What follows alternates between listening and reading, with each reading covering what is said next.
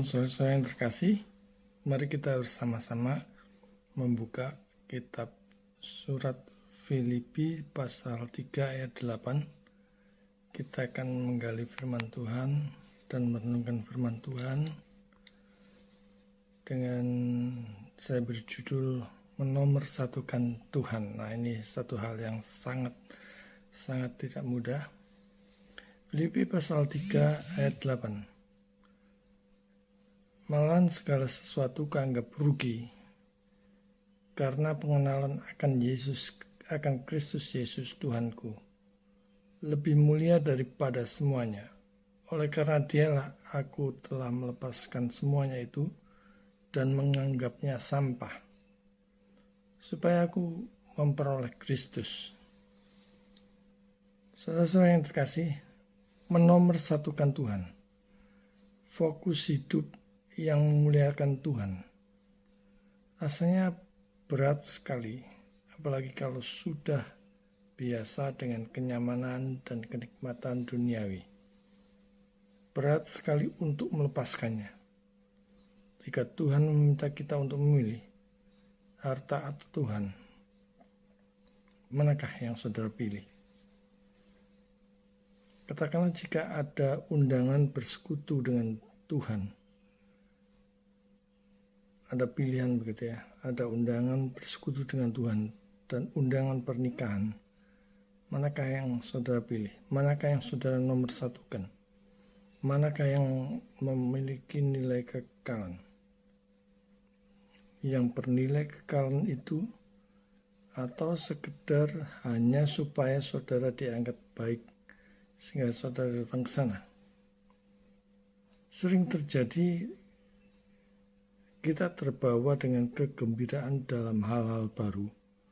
Kita melupakan segala sesuatu yang lain, dan setelah itu kita menyesalinya. Segala sesuatu kuanggap rugi karena pengetahuan akan Kristus Yesus Tuhanku. Ini bagian awal dari surat yang kita gali dalam Alkitab. Perhatikan di situ segala sesuatu, termasuk kekayaan, harta benda, kenyamanan, popularitas, pencapaian, dan lain-lain. Itu dianggap rugi. Justru yang secara duniawi mungkin dipandang sangat berharga, malah dianggap rugi. Ingat ya, Allah adalah sumber dari segalanya, yang menciptakan semua, yang sering kali membuat kita terlena, terpikat oleh hal-hal duniawi. Berkat, kekayaan, kesehatan, kelancaran, bahkan keselamatan hidup yang kekal, semuanya itu adalah sumbernya dari Allah. Bagi mereka yang membuang barang dagangan mereka dan barang-barang lainnya ke laut, ya ini seperti ilustrasi kapal Titanic atau kapal mewah, kapal megah yang akan tenggelam. Mereka melemparkan barang-barang lainnya sekalipun itu berharga, agar mereka dapat melarikan diri dengan aman, dengan selamat. Jangan memandang rendah kekayaan, tetapi bertindaklah sebagai orang yang lebih siap untuk hidup dalam kesengsaraan dan kekurangan daripada ditenggelamkan bersama dengan kekayaan mereka. Dengan kekayaan itu. Firman Tuhan katakan pengenalan akan juru selamat lebih mulia daripada semuanya. Bagaimana dengan pengenalan akan juru selamat kita? Apakah itu sudah cukup? Apakah itu kita anggap lebih mulia dari semuanya yang kita miliki, yang telah kita capai, yang telah kita raih, sehingga kita menganggapnya lebih mulia daripada semuanya, dan kita layak menomorsatukan Dia yang bernilai kekekalan, lebih bernilai dari apapun.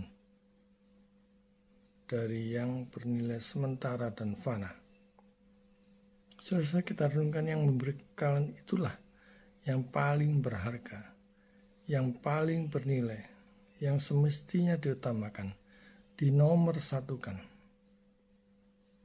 diprioritas utamakan di dalam hidup ini.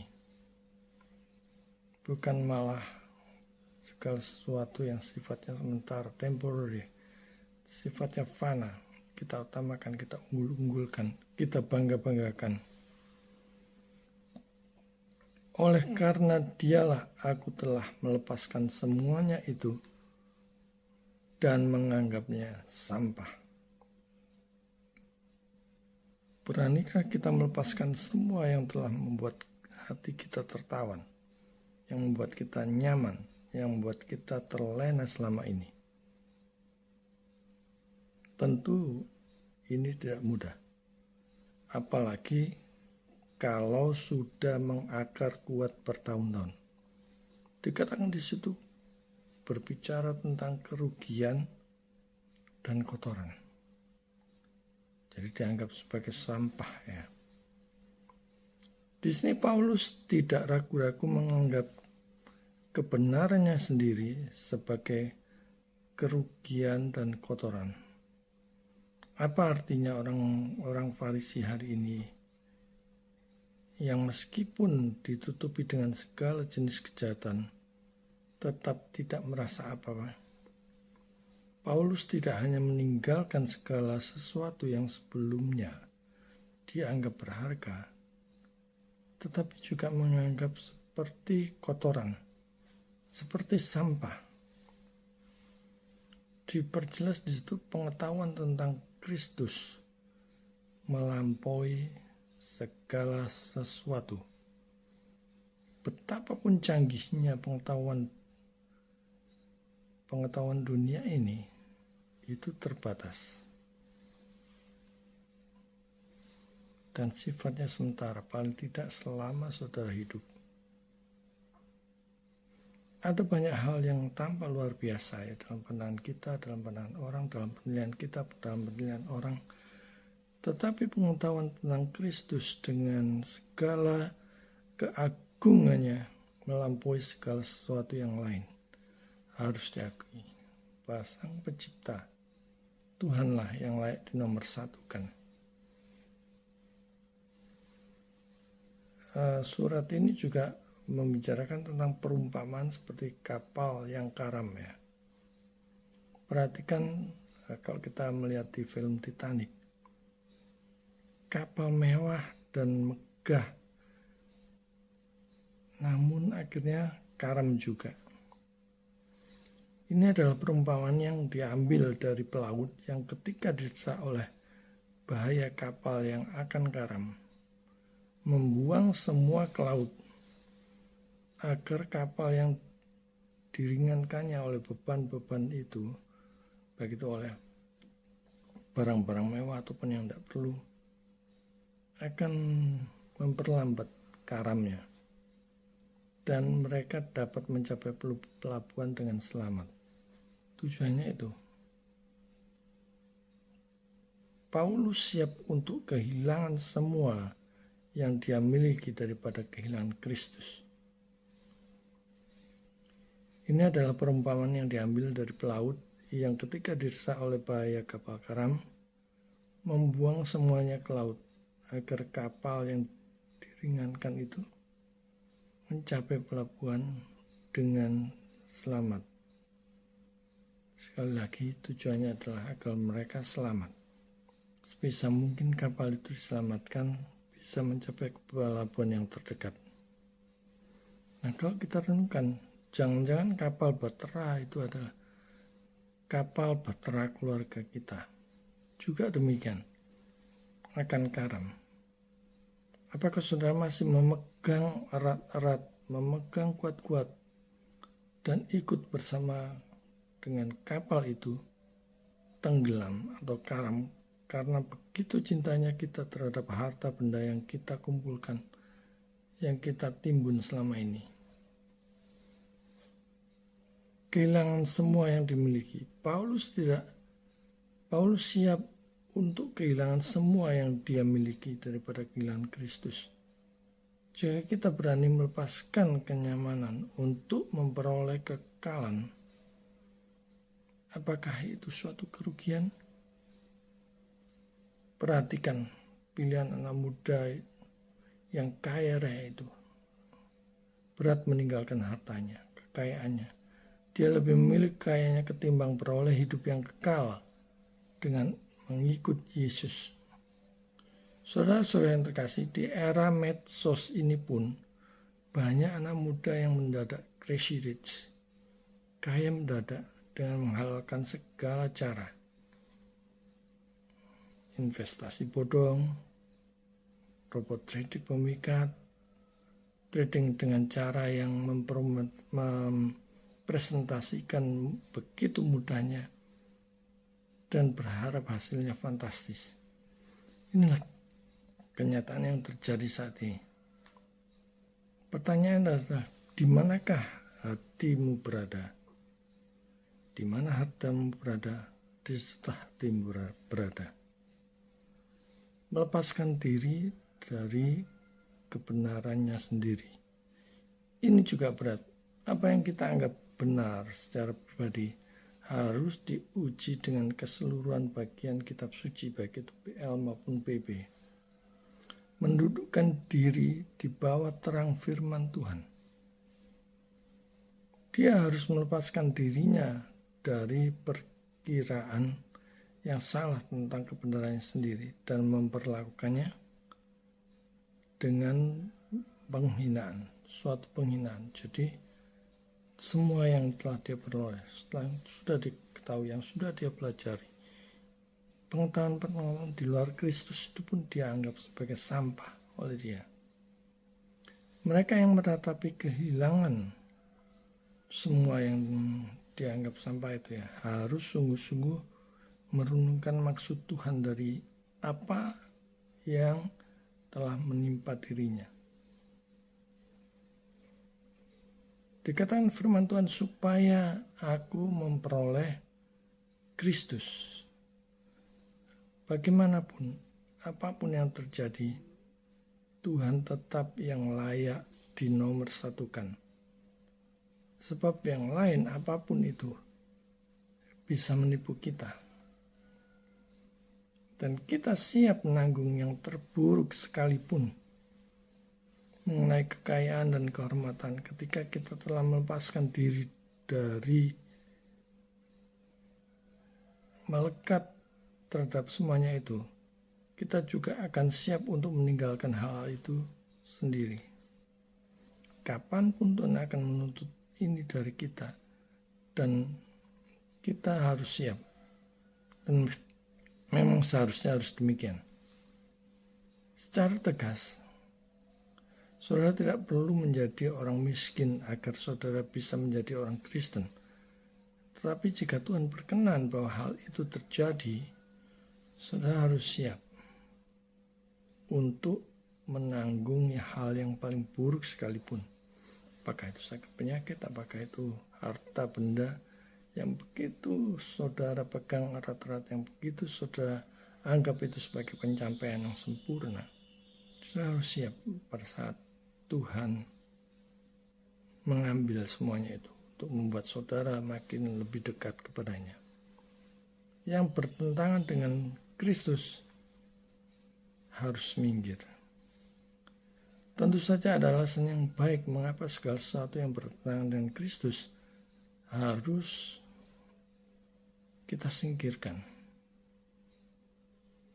Yang bertentangan yang menghalangi kita makin dekat kepada Tuhan, itu yang harus kita singkirkan. Karena itu adalah kekejian di dalam pandangan Allah yang Maha Kudus.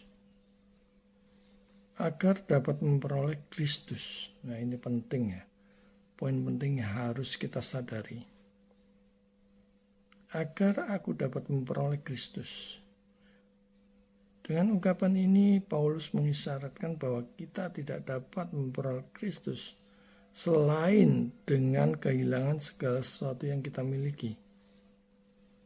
Jadi dialah yang harus kita nomorsatukan. Tuhan akan membuat kita kaya hanya dengan kasih karunia-Nya kalau Dia berbelas kasihan kepada kita. Kalau sesuai kehendak-Nya, Dia mempunyai rancangan atas hidup kita dan kita mendapatkannya. Dia akan membuat dirinya sendiri menjadi seluruh berkat kita. Artinya Tuhan yang menjadi pusatnya. Dengan cara apa kita harus menderita kehilangan segala sesuatu telah dinyatakan. Sedemikian rupa sehingga tidak ada yang akan menjauhkan kita dari iman keyakinan di dalam Kristus saja. Hanya di dalam Kristus. Itu yang harus kita prioritaskan, yang harus kita utamakan, yang harus kita nomor satukan, yang harus kita fokus untuk kejar. Karena itu bernilai kekal, saudara-saudara.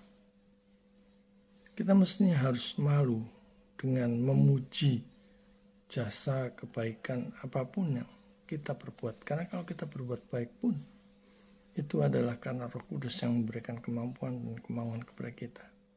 Bukan karena hebatnya kita, bukan karena fasilitasnya kita, bukan karena kita mampu memotivasi, mendorong orang lain untuk berbuat baik. Hanya karena belas kasihan Roh Kudus. Saudara-saudara yang terkasih, tema besar surat Filipi adalah sukacita di dalam Tuhan, di dalam penderitaan. Karena kita lihat ilustrasinya tadi, kapal yang tenggelam itu pasti penderitaan yang luar biasa ya. Berenang sampai ke pelabuhan karena kapal kita karam. Itu artinya dalam kondisi apapun kita hendaknya bersukacita, bersyukur, ingat Tuhan. Sebab Allah memelihara. Tuhan Yesus yang menebus. Roh Kudus yang membimbing, menghibur, menguatkan setiap langkah orang percaya. Nah, siapakah yang menguasai kita saat ini? Harta benda kekayaan dunia ini ataukah Tuhan? Marilah kita belajar dari hal ini. Dari firman Tuhan yang kita simak, kita gali, kita renungkan pada hari ini. Nilai apa yang harus kita letakkan di atas pengetahuan tentang Kristus saja? Hanya Kristus. Hanya Dia yang layak dinomorsatukan. Apakah saudara setuju bahwa yang bernilai kekalan itu lebih berharga ketimbang yang sementara dan fana di dunia ini? Mari kita melepaskan ketergantungan akan duniawi ini yang telah begitu mengikat dan mencengkram serta menjerat kita selama ini. John Owen mengatakan cukup bagus sekali. The vigor and power and comfort of our spiritual life depends on our mortification of deeds of the flesh. Tenaga dan kekuatan dan kenyamanan kehidupan rohani kita bergantung pada matinya perbuatan daging kita. Selain Kristus, segala sesuatu yang merupakan penghalang di jalan Kristus sajalah yang menjadi dasar pemuliaan kita dan memiliki seluruh kekuasaan atas kita. Mari mulai hari ini kita senantiasa dipenuhi dengan pikiran untuk menomorsatukan Tuhan, mengutamakan Tuhan, berpusat pada Dia, hanya mengandalkan Dia, hanya berharap pada Dia, karena Dialah yang punya kerajaan dan hormat dan kemuliaan sampai selama-lamanya. Tuhan memberkati. Amin.